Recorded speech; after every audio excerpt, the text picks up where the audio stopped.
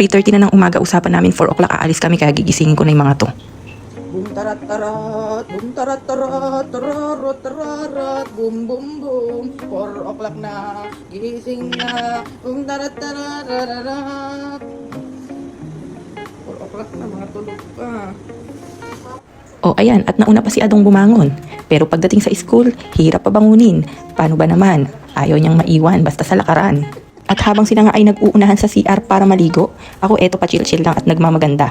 Outfit check! Syempre magsisimba tayo sa Manawag, kaya kailangan hindi tayo revealing. So ayan, nag-dress lang ako at long dress yan. O diba ganda? Eto na nga, nandito na kami sa kotse mga around 4:20 in the morning. So medyo madilim. At madilim talaga dahil wala pa tayong pundar na ilaw para sa ating video. Ayan nga pala si Daddy P, syempre siya yung driver. Buksan muna natin ang ilaw. Ayan si Tita Rain, si Botchog, ang aking bunso si Cairo, si Oji, at nasa likod naman si Adong at ang aking unika iha na si Ate Janea. So and guys, on the way to Manawag. So dito muna tayo sa expressway. Ayan nga, nung araw nga na to ay medyo maulan. Hanggang sa makarating kami ng Manawag ay maulan, pero carry pa rin, ambon-ambon na lang naman. So medyo huminto nga ng konti nung nandito na kami sa Manawag Church.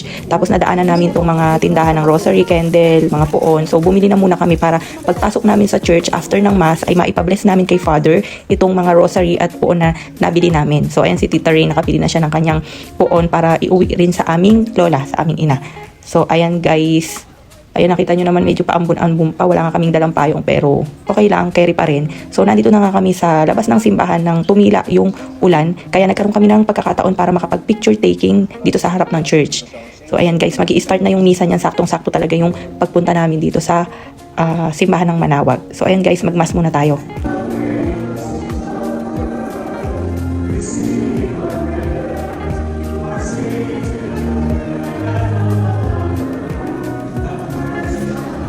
So ayan guys, tapos na yung misa, tapos nakapagpa-bless na rin kami ng mga rosary namin poon, tsaka candle. Kaya ayan, nagtutulos na kami ng kandila, syempre nag-wish na rin kami dyan kay Papa God. So ayan guys, tapos nyan, magla-lunch na rin kami.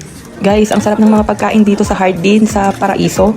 Oo, Hardin sa Paraiso yata ito. I-search nyo na lang guys, ang sarap, sulit yung ibabayad nyo rito. So, ang in-order lang naman namin ay itong mga, nag-order kami ng sinigang na tuna, tapos yan bistec, Tagalog, tapos yan syempre may gulay tayo, ensaladang talong, tapos itong plater nila, ayan, merong bangus, tapos mixed veggies, basta ang sarap guys. Nakailang rice din kami dyan, tapos yan may fried chicken din para sa anak ko kasi alam niyo naman yung mga bata medyo choosy sa pagkain, so hindi nawawala yung mga prito-pritong manok na yan. So ayan guys, ito yung paligid ng talagang nakaka-relax, lalo na siguro kung hindi maulan yung punta namin dito. Ang ganda ng paligid guys, kahit kayo dyan, roam around ganyan, tapos picture, sobrang relaxing nung place. Tapos yan, pwede nga kayong kumain dyan sa mga kubo-kubo na yan, kaya lang hindi na kami pumesto dyan kasi sobrang gutom na rin kami, tapos medyo basa-basa nga gawa ng maulan. Kasi sa loob, parang feeling mo syempre dahil nasa harapan mo yung mga staff, masaserve nila agad yung pagkain, unlike na kapag sa kubo, di ba, medyo matagal kapag may kailangan ka, medyo matagal magtawag ng staff, ganon. So, doon na kami pumesto sa loob. Pero sobrang ganda rin dito sa labas, guys. Makakapili kayo ng mga kubo na gusto nyong pwestuhan. So, ayan, sobrang nag-enjoy nga yung mga bata. Syempre, kami din sobrang nag-enjoy at sobrang blessed namin na nakakapunta kami dito sa mga ganitong lugar. Tapos, nakapunta pa ulit kami ng Manawag. Matagal na rin na panahon nung huling punta namin ng Manawag. Parang isa pa lang yung anak ko, si Ate Janea pa lang nun. So, ayun guys. So, after pala namin kumain, dapat uuwi na kami. Pero, since medyo maaga pang after lunch pa lang nun, parang kakatapos pa nga lang ng lunch. So, nag-decide kami na dumaan muna ng dagat. Dahil nga, di ba, syempre dito sa Pangasinan, maraming dagat. Actually, parang nakarating pa nga kami dito ng Manawag. Ay, sorry, ng Dagupan. Parang Dagupan na nga yata itong narating namin eh. So, ayan guys. Hindi naman kami prepared dahil hindi naman talaga kami sana magsiswimming. Kaya ayan, paapaalang muna ang binabasa namin. Pero okay lang dahil hindi rin naman ganun kaganda yung panahon. So hindi rin safe na mag-swimming ang mga bata. So at least nag-enjoy lang dito sa view, sa paligid. Medyo mahigpit nga din sila dahil parang bawal din naman na pumunta sa dagat. So okay lang. Pero ito si Botchogos, sobrang prepared. May dala talaga siyang pang swimming. Pero kami wala. Diba Botchog, ikaw na laging handa. Boy Scout yarn. Ayan si Kuya Cairo, nagdo-drawing siya ng bahay dahil pangarap daw niyang maging engineer, kaya ngayon pa lang ay nagpa-practice na siya kung paano mag-build ng house. Di ba? Ang galing din naman pala ng anak kong mag-drawing eh. Talagang pwedeng maging engineer ito. At eto na nga ako mga ante.